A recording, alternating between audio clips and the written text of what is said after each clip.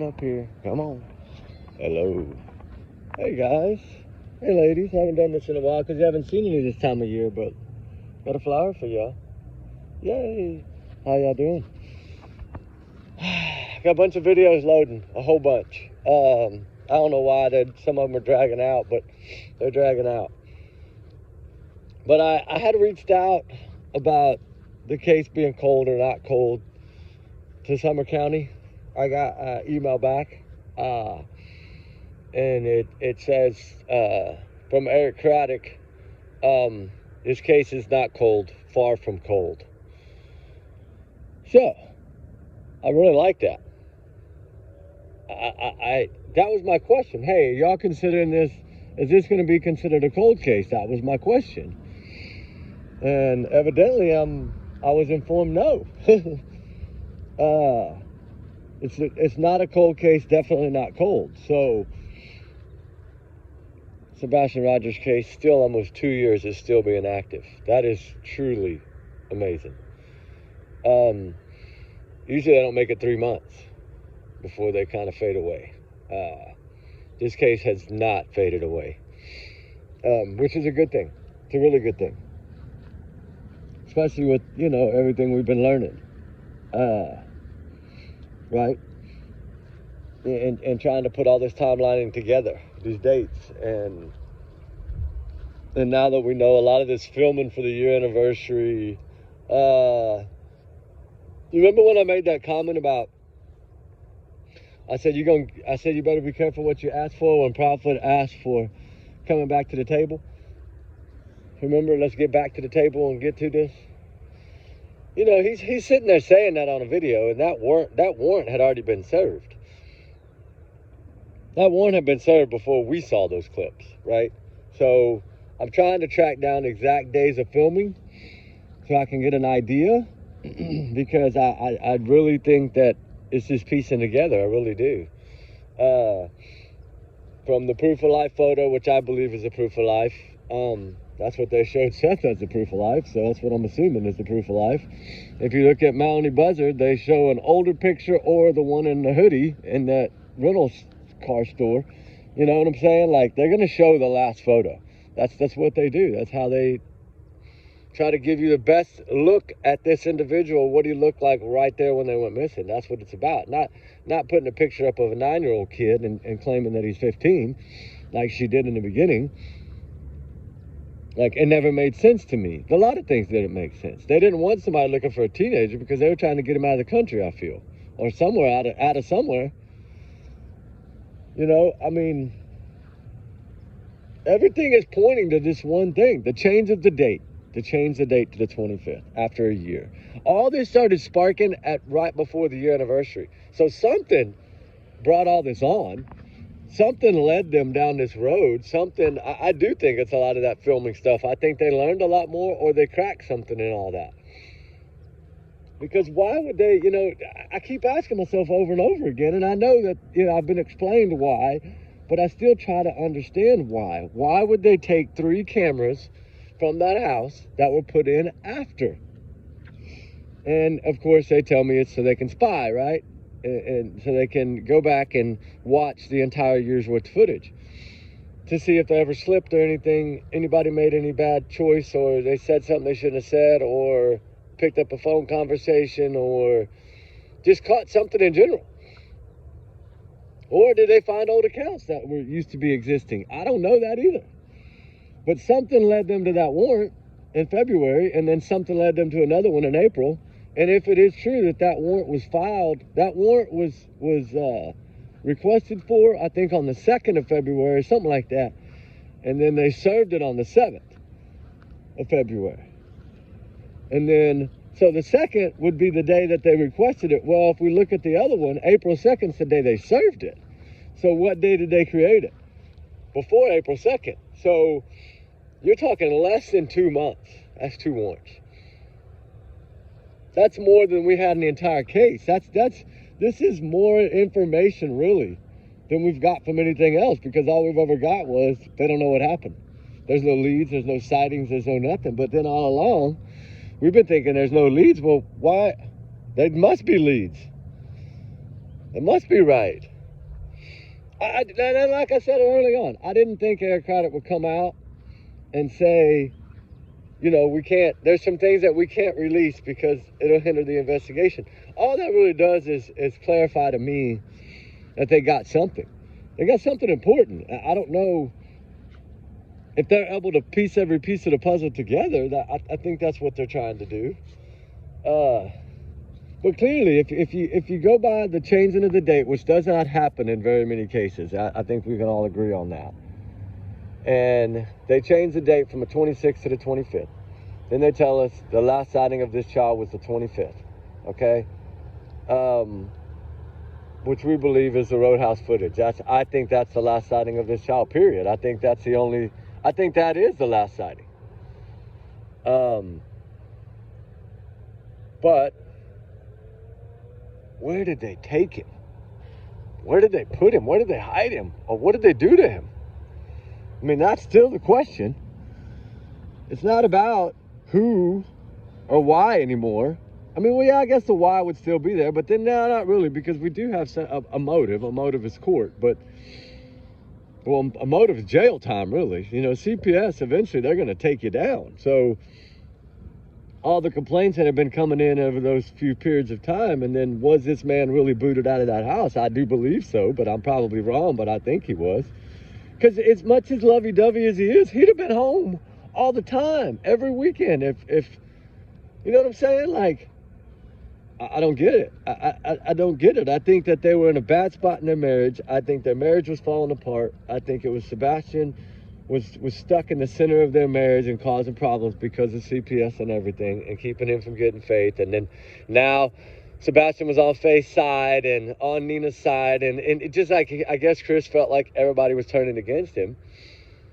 And he had to make a choice. Either, hey, it's either him or me. Either I'm going to go down and probably be arrested and go to jail, or we're going to have to do something. And I do think that something happened that weekend. I think that those scratch marks were from Sebastian. I think that was either Friday or Saturday, and I think that was the reason for that fun-filled Sunday, is to try to get him to change his mind and not tell the teachers.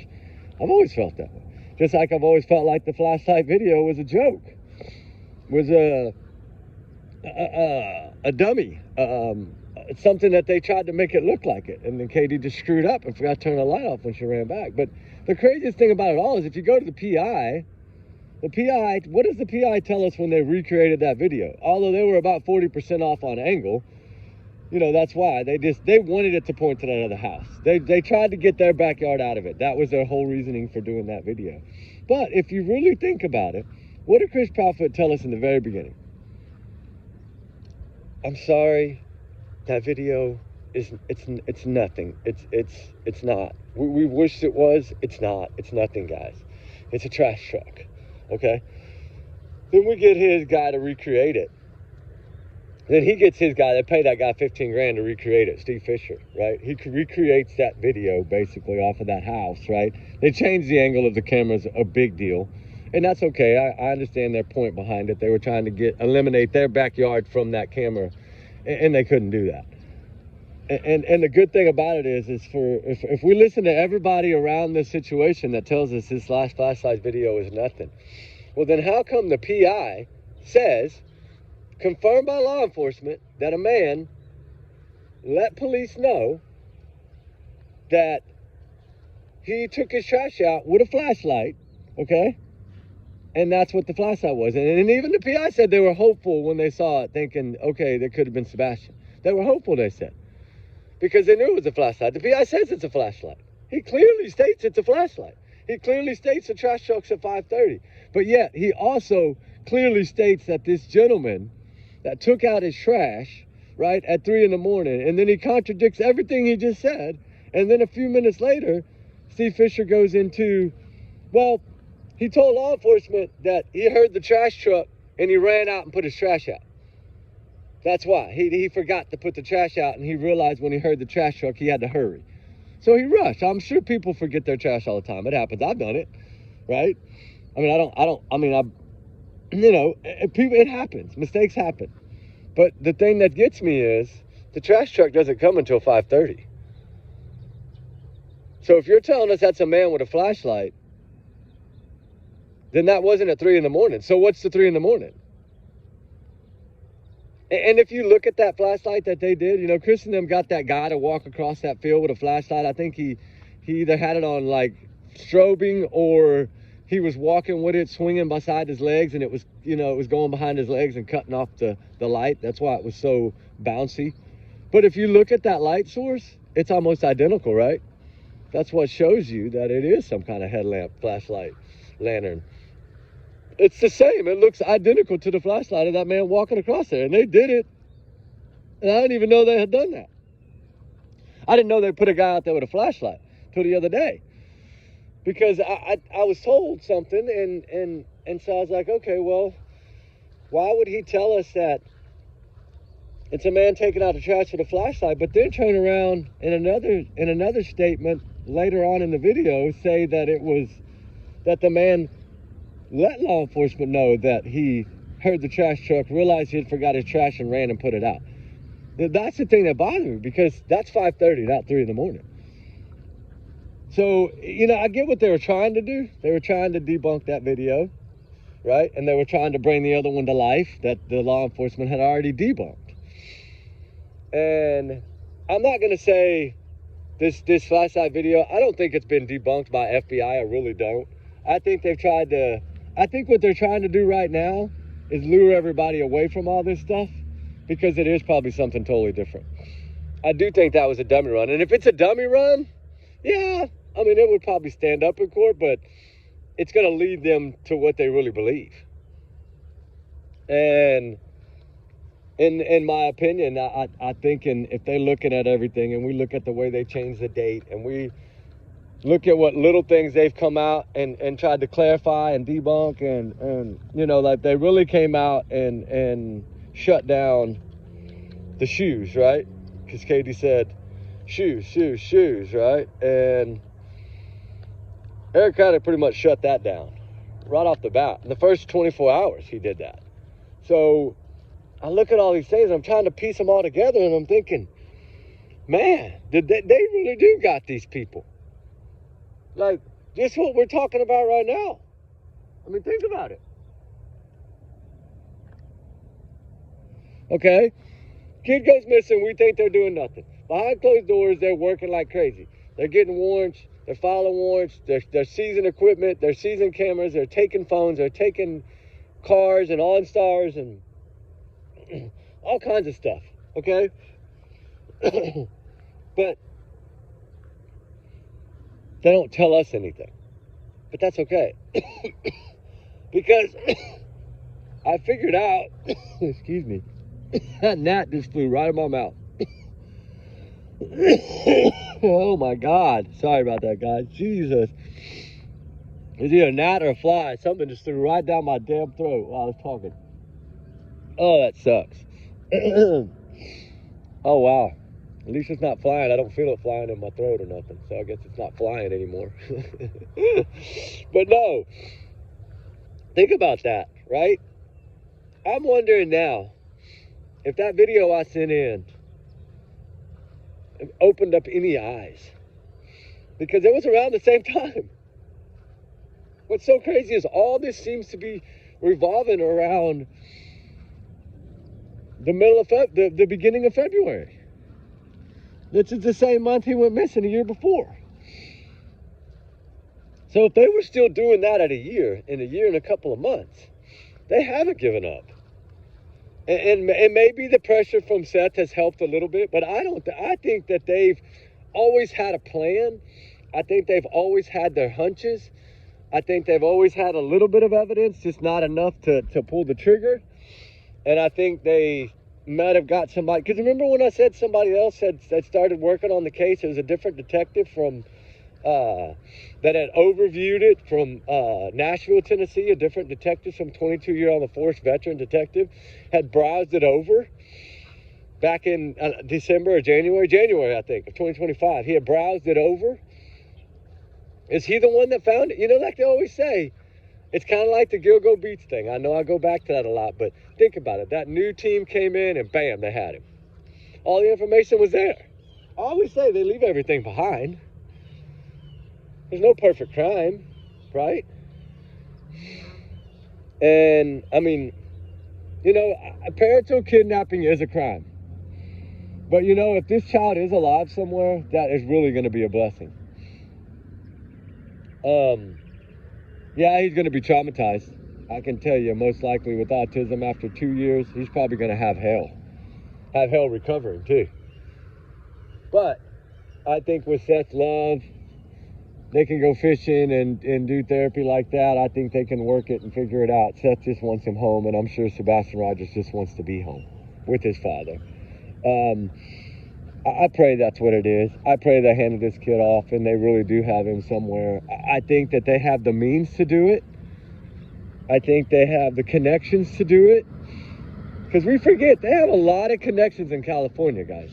A lot. Plus in Texas. Right? So, there's a lot of ground to cover. I mean, you think about the state of Texas, right? It's huge. You imagine finding Sebastian in the state of Texas? I mean, it'd be very hard to do. Alaska even, right? This time of year in Alaska, nobody's moving around. It's cold. Everybody's done snowed in.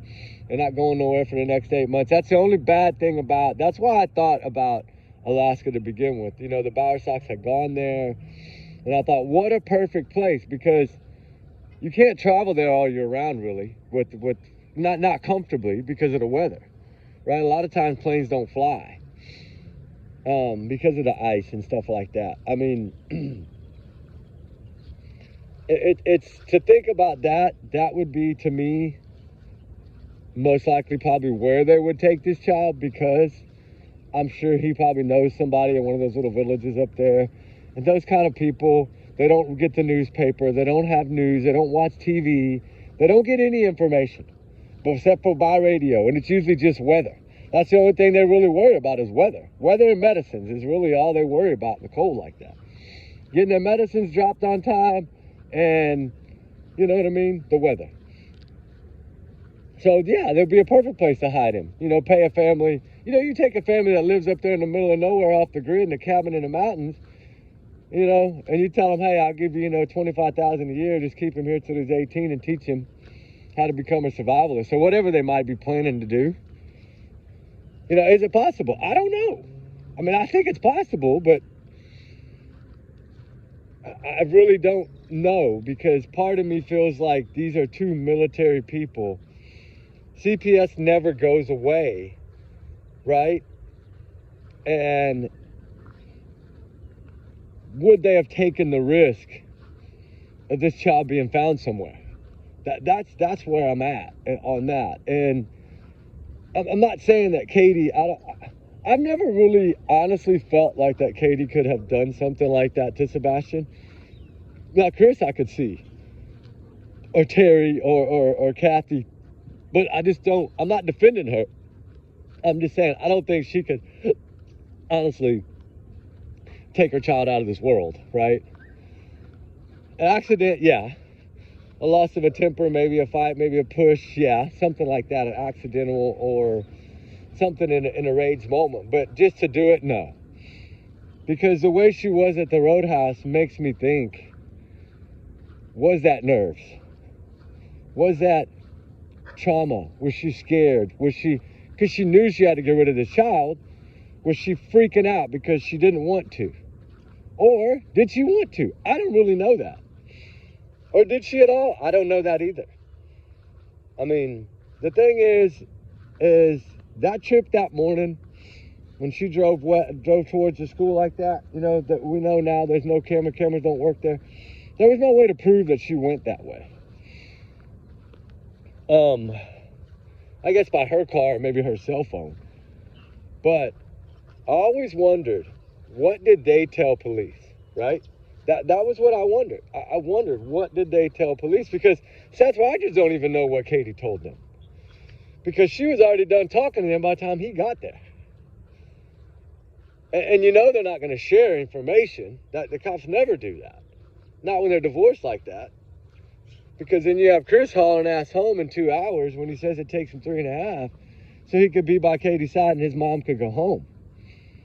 That always said that. He had Kathy there that morning first for a reason. Kathy was there before law enforcement for a reason. They did not want Katie to mess up. This was orchestrated. I think it was quickly put together. I think it was put together after what happened that weekend, whether it had been a Friday or a Saturday. Because, we did hear that he was there. We know his truck pinged in that area that weekend. And even Sunday. But, that's for another day. But what I'm saying is that poker party, all that stuff, it's just not a coincidence, right? In my opinion, I think it did. I think it did happen. I was told early on that Katie did go by there. Remember? That neighbor told me that. The neighbor of the Power Sox. A couple houses down. They did tell me that there was a lot of people. And that Sebastian did sometimes come over there, right? So we know he went in that area.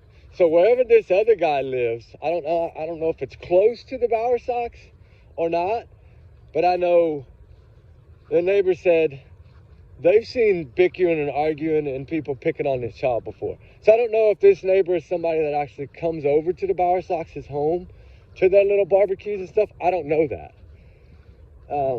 I just know that they just pretty much told me that family treated this child mean, very mean.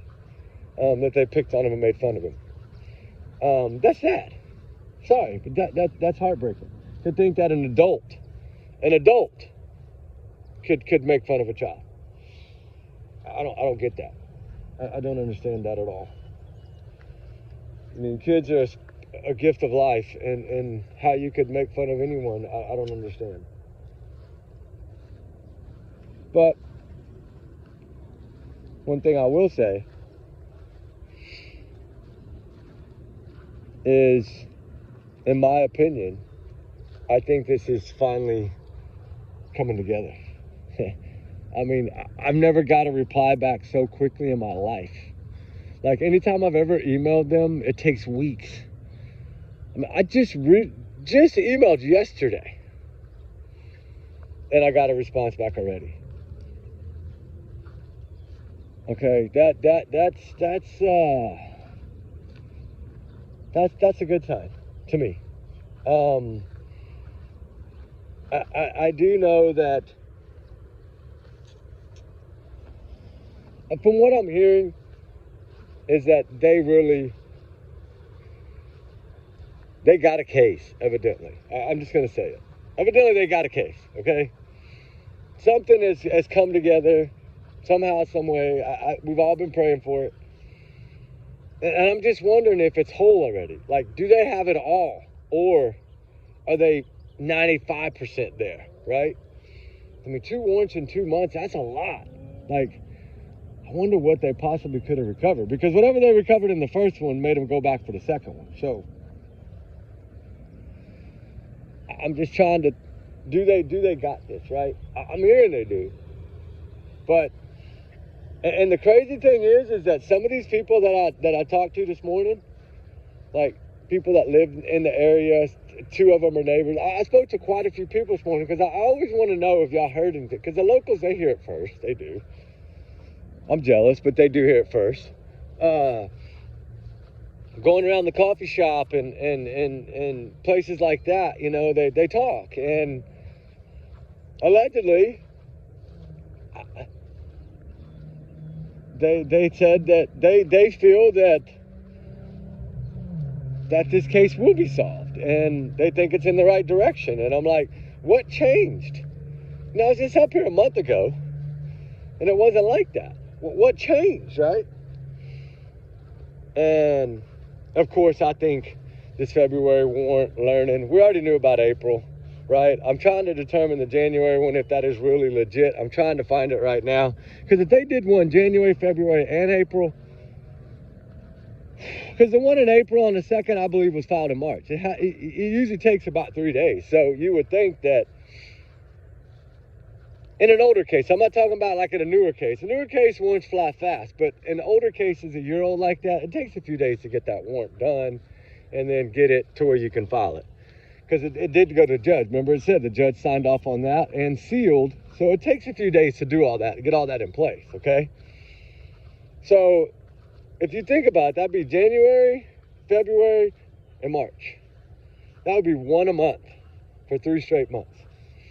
But then after that, it seems like it goes cold, right? But I don't think so. Because if you really honestly think about it, how long do you think it'll take them to view 3 different cameras, especially if one's off the camper, which is what I've been told? Because the camper one, I think, will hold more than anything. Because when they ran away and ghosted this kid and went up there to do Nancy Grace and all that at the campgrounds, that they had the camera. So that we're going to have information from them. Well, they do. I don't. But law enforcement does. Because they seized 3 cameras. From what I've told, 2 from the house and 1 from the camper. I've always wondered about that camper. I've always thought it would play a role in this case. I don't know if it will or won't, but I've always had a hunch it would. Because he just went back and got it so quickly that that 17-hour trip just bothers me when it's 2 hours there and 2 hours back. It bothers me. And the reason I do say that 2-hour trip, although it does say 3 hours and 37 on Google, he left there at 11 a.m. and was talking to the investigators in Hendersonville at 1. Remember? So that's only 2 hours. So he made it in 2 hours. And maybe he did leave at 10:45 right when he got booted off the job site, but I think he had to go by the camper first and then come home. But then again, maybe he just left straight and came home. And so that'd be 2 hours and 15 minutes. Still not 3.5 hours, like you said, doorstep to doorstep.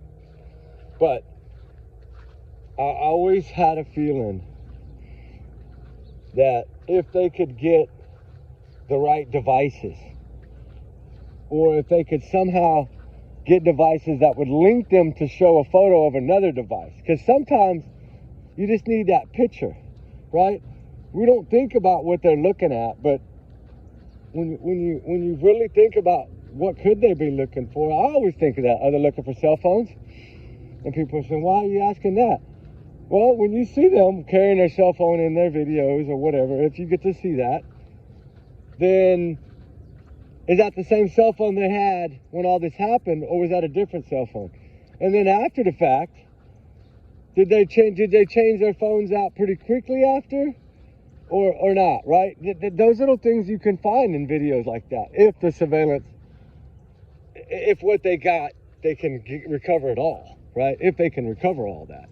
I'm telling them, I'm saying now with that new digital technology, that for whatever that new digital forensics technology stuff that they started in 2025, evidently it does help recover all that stuff. Like years back, I don't know how it works, but it's I always say if it exists, it exists somewhere.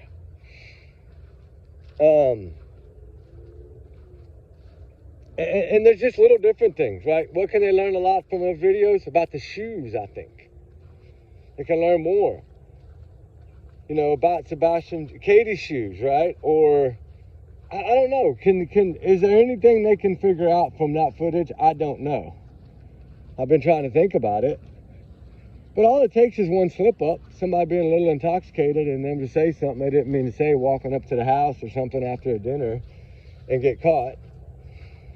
Right? Because now I'm sure in their mind, I'm sure in their brains, they're going crazy trying to wonder what all they said over that whole year. Did they ever slip up, right? Or did they mess up? Or were they only able to get a month? I don't know, but why would they take the cameras? That's my question. And, I mean, I've been given answers. And I hope that whatever they did, whatever they got what they needed. Or they got what they were looking for. Let's just say that. I hope they got what they were looking for. Because they got something that they were looking for, because it led them to another warrant. So something must have been in that first round. And it didn't take them very long to file the second warrant either. So they went over pretty quickly whatever they got in that first one. Took them a couple of months to go over it, it looks like. Right about. So if you think about that, imagine going over a year's worth of video footage. Man, that would take at least 4, 5, 6 months. I just wondered about them because I always said everything's about dates with them. They do things on these random dates, and Sumner County has always done that in this case. And I'm trying to figure it out, right? Was their goal in February to get that warrant on the 2nd and file it on the 2nd, or was it, you know, I don't know.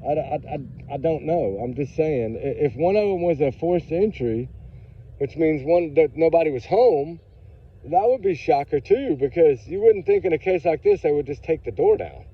Now, I don't know exactly what happened. I don't know if they're both were served and they were home, or if one of them was served with them home and the other one they weren't home. They were really gone. I don't know. No, I never really know that. Only ones that know that are the ones that serve the warrant. But, you know, I'd like to talk to those people, the ones that serve those warrants. I'd like to really ask them some questions. They probably wouldn't answer them, but I'd like to ask some questions. Because, you know, they probably got some good answers. It's just a battle. It's a fight. It's trying to figure it all out. Trying to get to the bottom of it. Trying to understand it. It's confusing. But now at least it's positive.